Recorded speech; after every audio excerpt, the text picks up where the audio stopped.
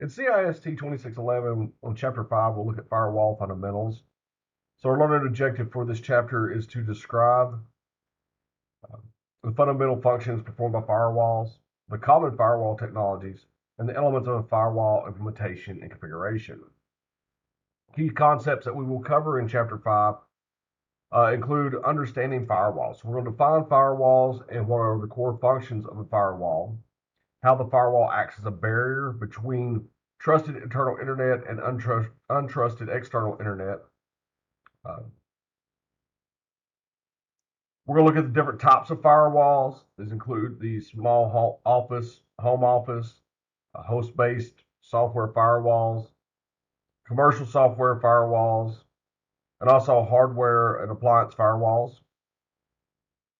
We'll look at next generation and virtual firewalls, types of filtering, and finally the firewall selections. So first, we're going to ask ourselves, what is a firewall? So we're going to define a firewall. Think of it as like a digital security guard for your computer network. It's a specialized filtering device that acts as a defender and makes sure that only the right information gets in and out. So looking closely at what a firewall does. So a firewall enforces a security policy. So it ensures that the network follows the set of security rules that have been decided by the administrator. It protects against external attacks. So that the firewall guards the network from attacks coming from the outside, such as hackers or software. It also establishes control over network traffic. So this directs and manages the flow of data, and that's done to maintain order over the network. Firewall also keeps a watchful eye on the traffic, looking out for anything that doesn't abide by the rules that have been set up by the administrator. It also prevents unauthorized connections. So your firewall is like a gatekeeper. It makes sure that only the right connections from trusted sources get access to the system, services, and resources inside of your network.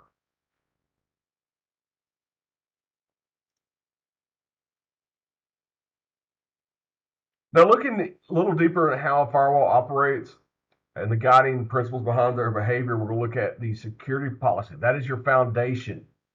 So at the core of that firewall functionality, that's where the security policy is going to lie. This policy encapsulates the network security goals, objectives, and established procedures. Firewall also acts as the enforcer of that network security policy. So it wants to make sure that all activities align with those defined rules.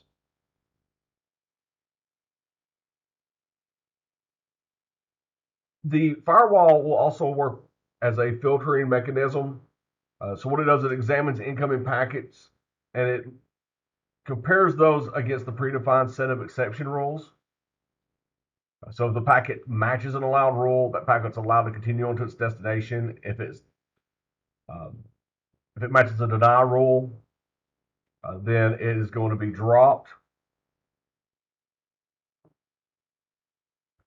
Firewalls also follow the philosophy or the stance of security known as deny by default, allow by exception. So this means that the default posture is to deny all of it unless there are specific rules permitting certain traffic.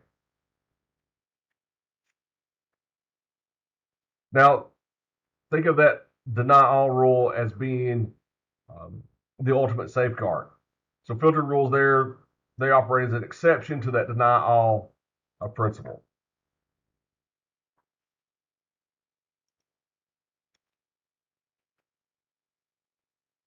Now, apart from its foundational role in filtering network traffic, a firewall can also be used in various forms and serve additional purposes. So we'll look at some of the different ways the firewall can work. It can work as a gateway firewall. So this is positioned at the network gateway. This firewall oversees and filters traffic entering or leaving the network. So this is going to act as our initial line of defense. Now, in some cases, firewalls are integrated with load balancing capabilities. So this ensures not only security, but also efficient distribution of network traffic. Firewalls can also be used as a choke point. So these be strategically placed at critical junctures within the network.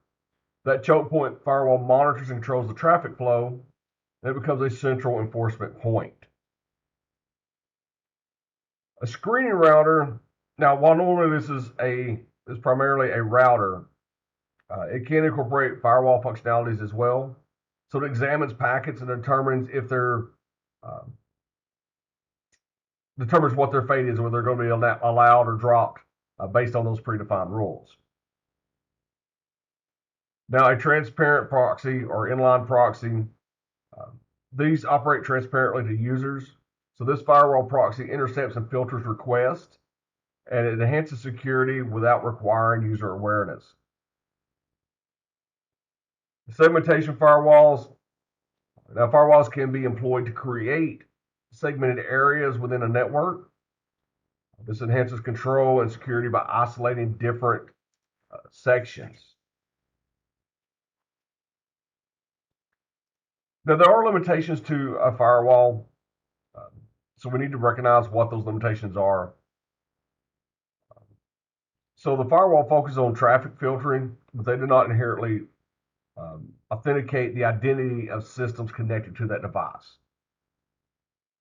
Firewalls are not designed to provide remote access services, so they keep in mind they serve as gatekeepers, but not as remote servers. Firewalls also cannot deny encrypted traffic to inspect. Excuse me. Firewalls cannot decrypt encrypted traffic to inspect its contents. So that limits their ability to analyze secure communications. They're also not specialized tools for scanning and detecting malicious code within files or applications. Now, while it is true that a firewall does filter traffic, they don't offer the in-depth analysis and real-time monitoring capabilities that a dedicated IDS would. They're also less effective in preventing attacks initiated by individuals with authorized access or countering social engineering tactics. Also, firewalls are not directly able to address the threats that originate from removable media, such as infected USB drives. They also cannot prevent physical attacks. They also cannot compensate for misconfiguration in other network computers or equipment, or maybe deficiencies in the overall security management practices.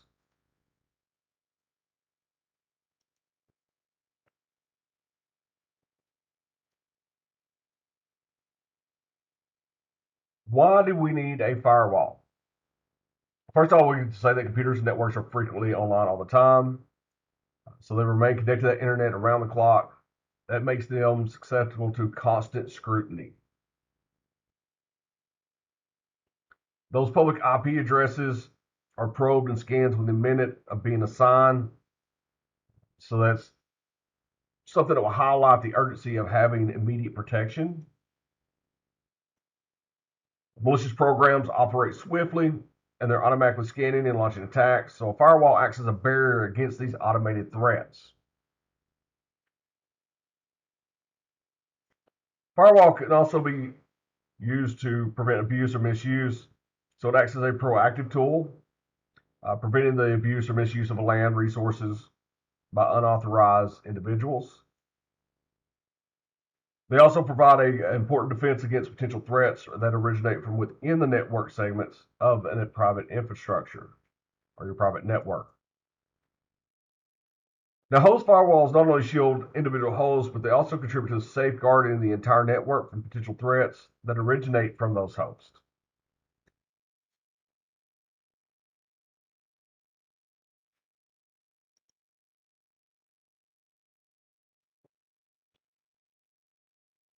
Now, when we talk about firewall implementations, um, each one of these are going to be tailored to a specific need. For example, the bump in a wire, it's a separate hardware firewall implementation. So you have a dedicated hardware firewall that intercepts and filters network traffic. And that acts as a barrier between the internal network and potential threats. The bump in the stack is a software firewall implementation. So that firewall functions as software that's integrated in the network stack. It's going to operate within the software infrastructure, and it provides a flexible and scalable security solution. The Bastion host firewall is a sacrificial guard against attacks.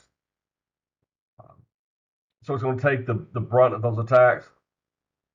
This is something that's going to be petitioned strategically along potential attack paths. So it, like I said, it serves as a sacrificial guardian. It bears the brunt of the potential attacks, preventing malicious interactions with host software. Firewall also acts as a guardian. It prevents that malicious interactions to and from the host software. So it's established a robust defense that ensures the integrity of the host and the overall network. Last, we're going to talk about a dead man switch. This is a fail-safe mechanism.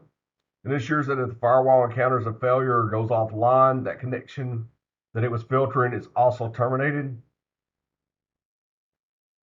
This feature guarantees uninterrupted protection.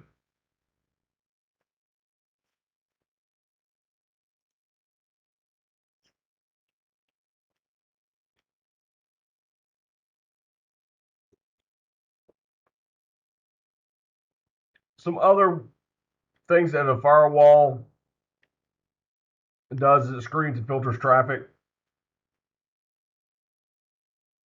It's got you deny by default, allow by exception. We've discussed this. So the firewalls adhere to the philosophy of deny by default, allow by exception. So it's going to deny all traffic by default, and it has explicit rules permitting the specific exceptions. The firewall also scrutinizes packets or segment headers and allows for granular filtering based on specific information within those data packets. Firewalls also have the capability to filter and block certain protocols or specific types of protocols. It can also differentiate between networks and subnets. That ensure that the traffic is appropriately directed based on a predefined security policies. It also serves as a boundary between network areas and boundary devices. So when you have a net firewall that's positioned as a boundary devices, it enables effective segmentation. So they act as a frontline defense against unauthorized access. You also have proactive threat mitigation. So the firewall acts as a general filter, and it actively identifies and thwarts potential malicious activity. Now they can act as a one-way sieve, allowing legitimate traffic while blocking harmful elements.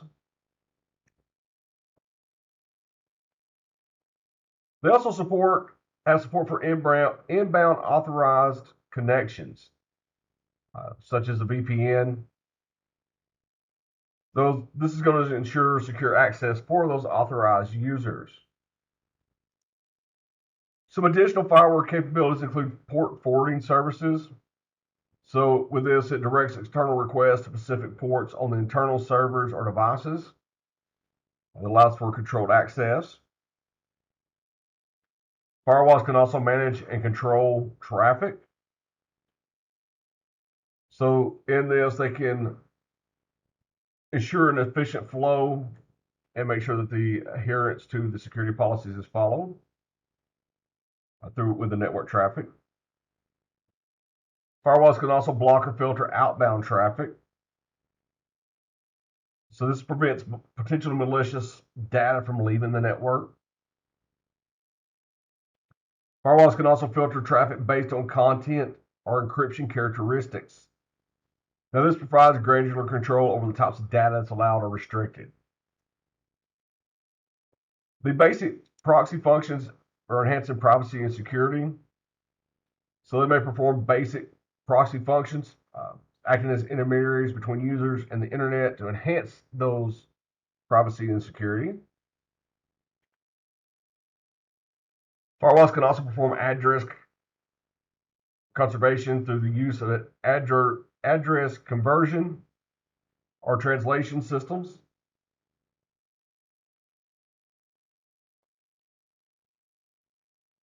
They can also do event logging, which maintains a log of significant events.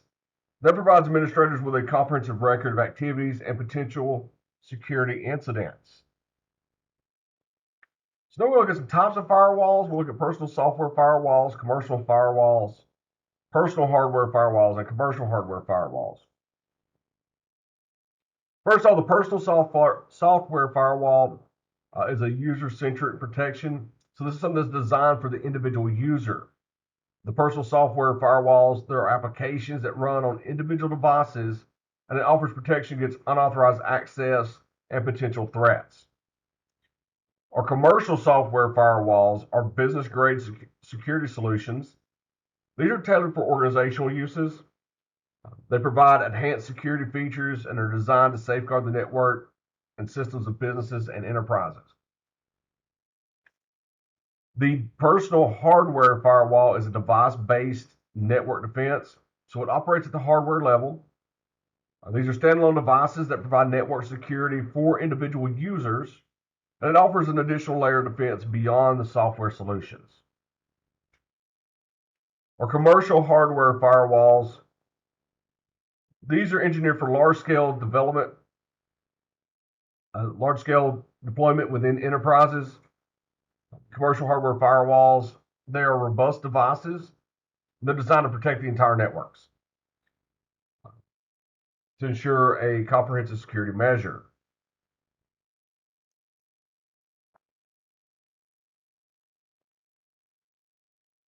Now we look at security choices for individuals in small offices / home offices. One thing we're going to think about is a passive threat defense. All right, so passive threats, think of those you must seek out to be harmed. Example, clicking a link that downloads affected content. They have technology out that helps protect against these threats like pop-up blockers, cookie filters, things of that nature. Now, active threats, these are hacker defenses, intrusion efforts, or automated worms that seek vulnerabilities. Now, our defenses against these would include firewalls. These are something that's going to be what we can use to provide security against active threats is our technology.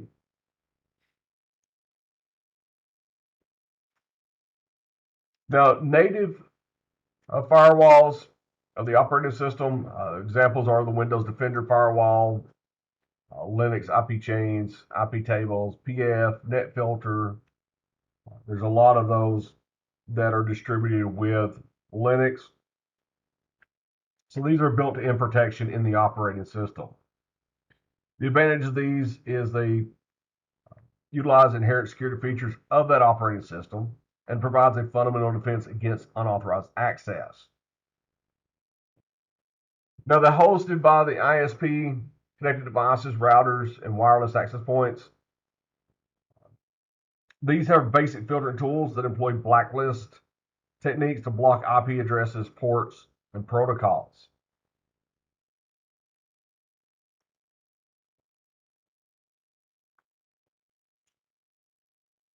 So if you need to manage the firewall settings on your ISP connected device, you can follow the steps of launching a web browser and put the IP address of the device in. Typically, it's the default gateway address. You would enter your username and password. If you have restricted access to this, you may have to call your ISP to request access to the management interface.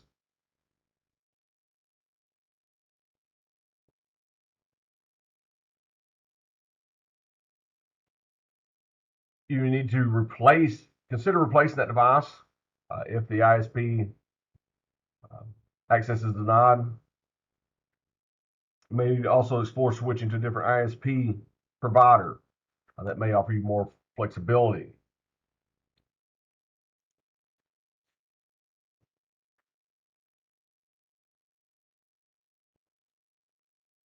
So if you want to convert a home router into a firewall, first thing you do is enter the IP address of the device in the browser.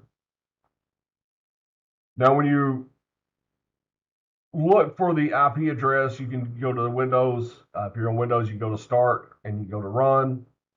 Go to the command prompt and type in ipconfig, press enter.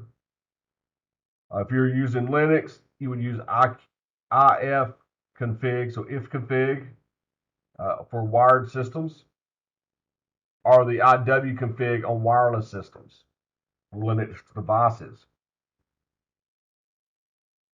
Now, if your device is a wired router, you want to change the service set identifier default setting. This gives you more security. You also want to limit the number of connections. This prevents a potential overload. Also, block unnecessary ports. So you want to enhance that security by blocking those ports that could be exploited. And then test your configuration. So you can go to the www.grc.com to test your configuration.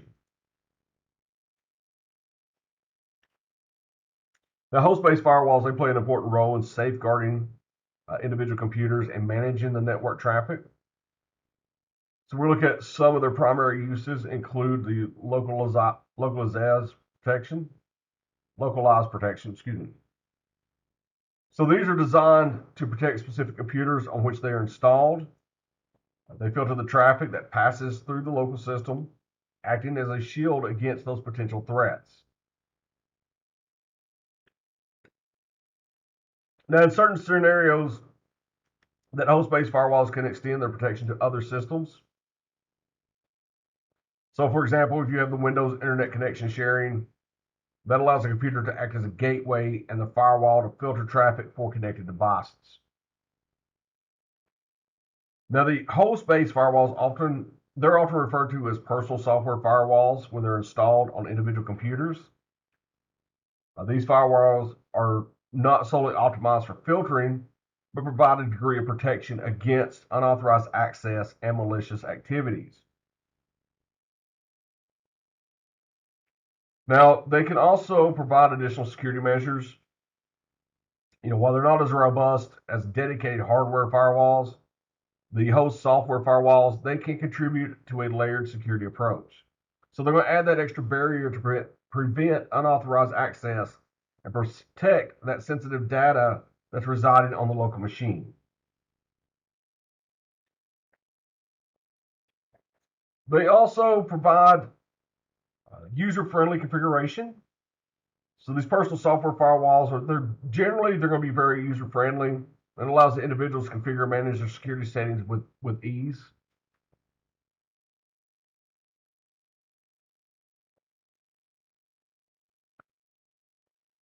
So one software firewall we'll look at is the Windows 10 host software firewall.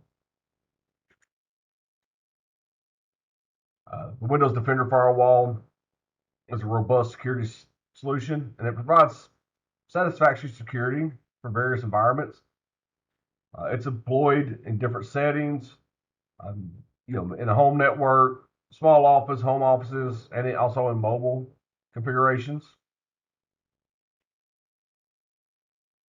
Now, with the Windows Defender, you can set up different profiles, the configuration profiles that's set up for different scenarios.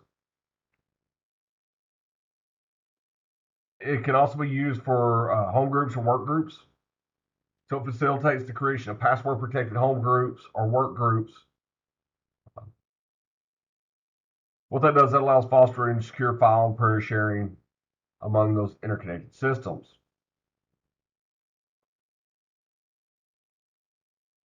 It also offers granular controls over settings, allowing users to tailor that configurations to their specific needs. It has a user-friendly interface with setting up those controls.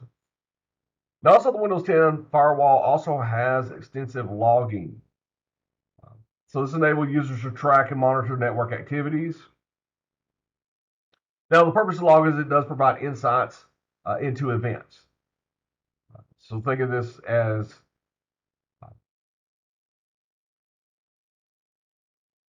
being able to see what happened.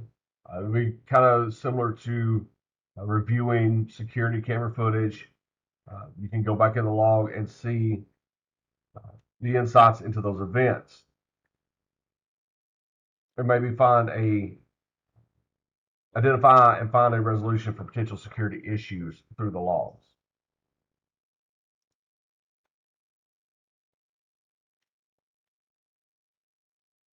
Linux, this is an operating system that's known for its versatility, and it offers a range of powerful host-based firewall options. And each one of these cater to specific needs and preferences. So we have a couple here such as IPFire. It's an open source solution. It is known to be very robust. It has a lot of features, and it provides a comprehensive security for Linux systems. pfSense stands out because of its versatility and also its robust capabilities. It combines advanced features with a user-friendly interface, and so it makes it accessible for various users. Now, the next one is a built-in Linux firewall, the IP tables, or net filter. With this, users can define rules to regulate network traffic effectively. The Untangle NG offers a unified threat management approach, so it's consolidating multiple security features. Now, with this, it does have a management interface that allows it to simplify the configuration of complex security measures. The Uncomplicated Firewall, UFW. So this one is one that prioritizes simplicity without compromising the effectiveness. So a lot of beginners will find the UFW very user-friendly, and they still have those essential firewall capabilities.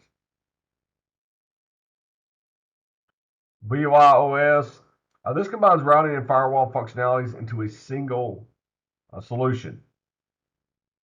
It does have a lot of advanced features that network professionals are seeking. Smooth Wall is designed with a primary focus on delivering a robust security measures. It provides the users with controls to manage and enhance their network security.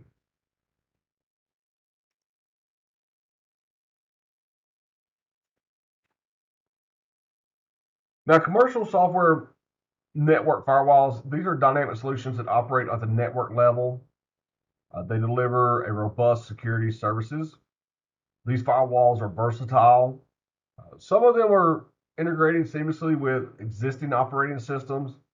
Others will replace the built-in firewalls that are often Linux-based. So we see some examples of commercial software. Checkpoint's recognized for offering a comprehensive suite of security services.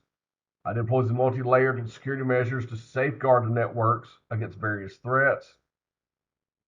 The Cisco Systems Next Generation Firewall, virtual and adaptive security virtual appliances. These provide advanced security solutions. Their focus is going to be on next generation features. And they also have when we look at the adaptive security virtual appliance, this ensures adaptability to evolving security challenges. Then we have some others. One you may be familiar with would be Sonic Wall. With this one, this provides UTM solutions, and it does this and it consolidates multiple security functions. It is something that is very user-friendly. It has a interface that simplifies the firewall management for administrators.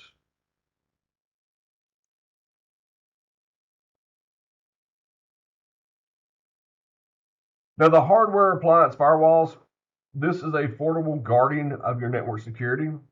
It offers dedicated solutions, meticulously designed and fortified to support that robust firewall software. Now, these devices, uh, they are going to be resilient and effective. So we'll look at some of the distinct uses and advantages associated with the hardware slash appliances firewalls. They are crafted with a singular focus on supporting the firewall functionalities. They've underwent the hardening process, so they're built to ensure a robust defense against cyber threats and even cyber threats that will evolve in the future. You also have seamless deployment with those, so they don't necessarily need additional hardware or software for deployment. So it streamlines their implementation process. So they have plug and play convenience. So once they're connected to the network power sources, they're ready to safeguard without any difficult setup procedures.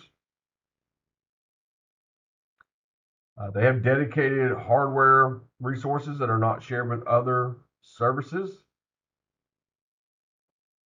They're also versatile, so they can protect a single system or an entire network. So they can scale to the task as needed. Now, next generation firewalls, they represent a shift in the realm of network security. So they introduce capabilities that transcend the traditional firewall landscape. Some of those expanded capabilities include going beyond that traditional firewall. Um, they offer a spectrum of advanced capabilities. So they seamlessly integrate the IDS and IPS functionalities. And that helps to enhance threat detection and response.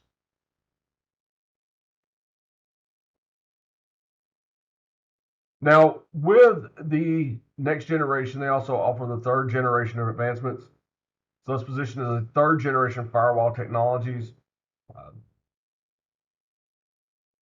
Now, they're also designed to be provided cost-effective security solutions, even despite their advanced features. So they are cost-effective. There are some potential challenges with next generation. The single point of failure, if that device falls,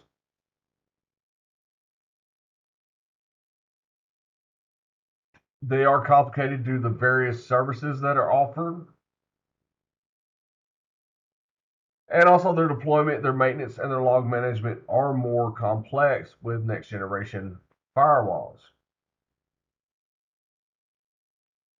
Now, virtual firewalls, uh, these will seamlessly integrate with a virtualized client and server operating systems.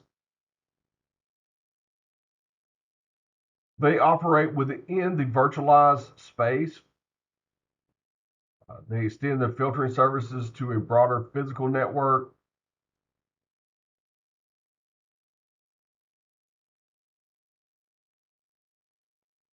Some of the benefits for a virtual firewall include rapid development. So they facilitate agility in the evolving digital landscape. They can be used for quick prototyping. That allows them to test and redefine security measures effectively and efficiently. They provide isolation for enhanced security while also managing network traffic.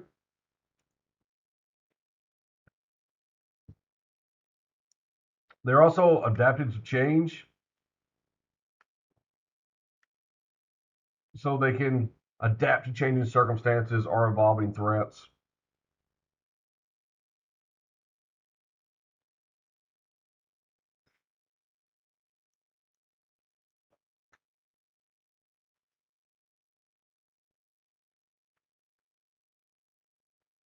So now we're going to look at dual homed and triple home firewalls. Multi-home means more than one network interface. All right, so we have dual homed is 2 interfaces, triple homed is 3 interfaces.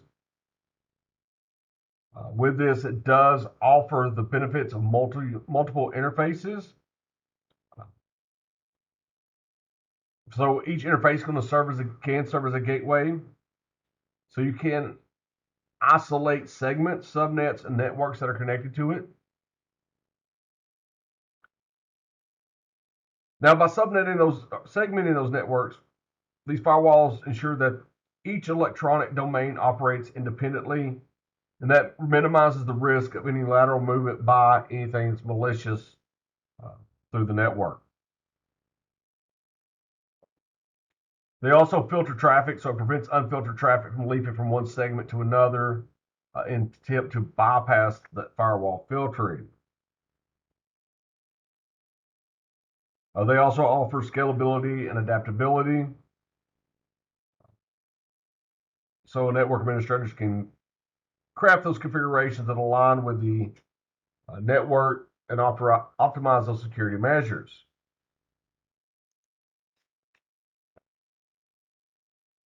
So ingress and egress filtering, we will look at. These are common filtering practices to eliminate spoofing. So ingress filtering, this stands guard at the entrance points.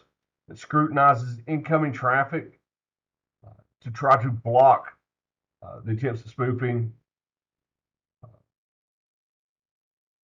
Egress filter, on the other hand, keeps a watchful eye on the outgoing traffic. So ingress is what's coming in, egress is what's going out. They can also perform blacklist and whitelist filtering.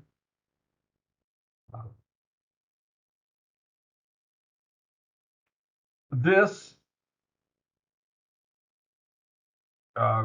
too can also do protocol and port authority, where unnecessary risky protocols or ports are blocked. They can also be configured for authentication or authorization before that communication can continue.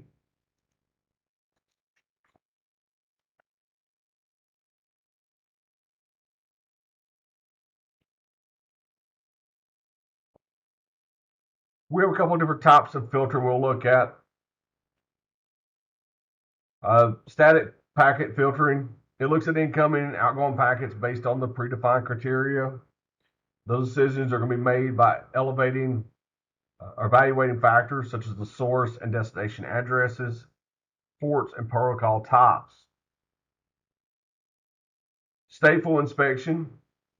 This dives deeper and it examines the context of the communication. It's going to track the state of active connections. That allows for more informed decision making.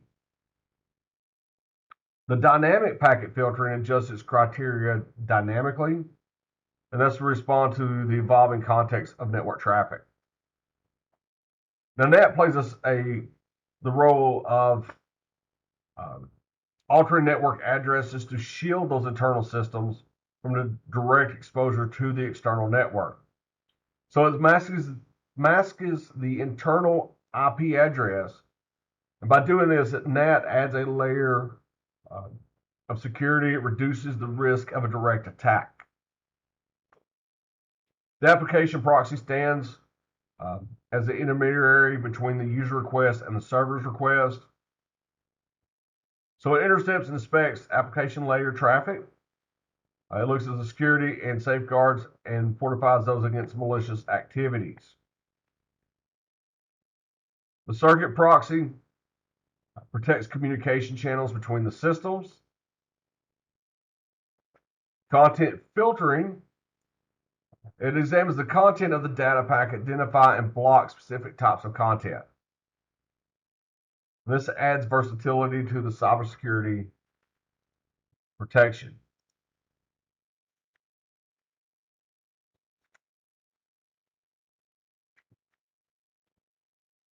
Now, choosing the right firewall,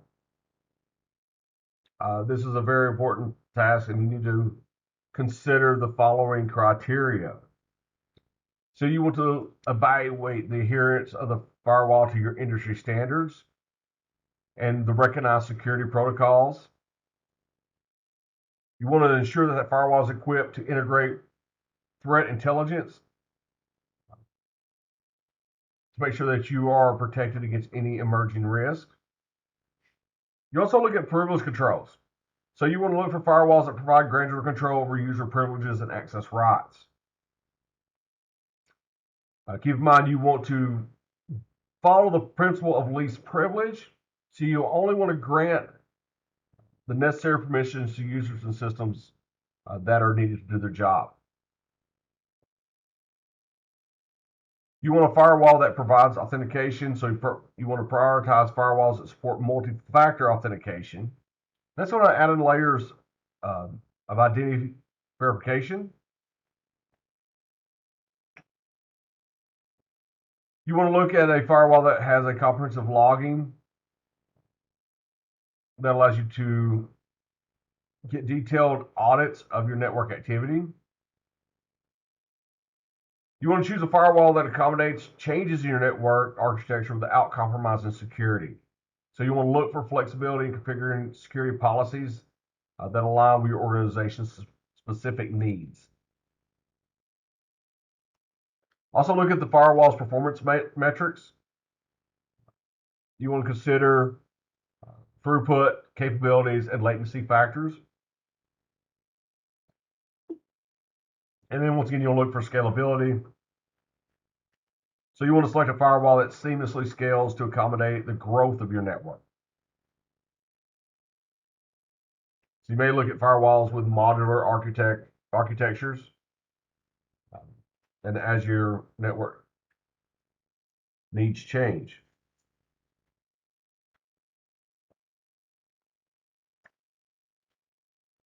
So we look at the difference between buying and building a firewall. Buying a firewall off the shelf offers the ease of setup, offers these plug and play convenience. They also often work right out of the box. Once they're plugged in, they offer immediate protection without an extensive configuration. Now, custom-built firewalls, they can be less expensive and provide more desired features. So you can save money and also have it tailored to the security solution that your organization will need. It can require a lot of IT personnel effort. That can be from design and development to the ongoing maintenance of the firewall. So to choose your path, if you look for the off-the-shelf approach, you want that when simplicity and rapid deployment are the most important.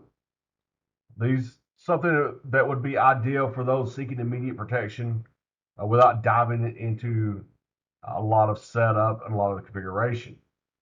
On the other hand, you may go with a custom-built route if your organization prioritizes specific features, cost effectiveness, and also has the resources to invest in that tailored solution.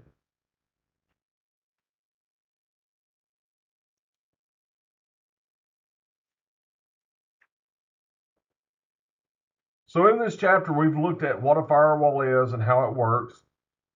We've also went through the different types of firewalls, whether it was an individual that was tailored for personal use, small homes, small office, home office, commercial software, host, appliance, firewalls.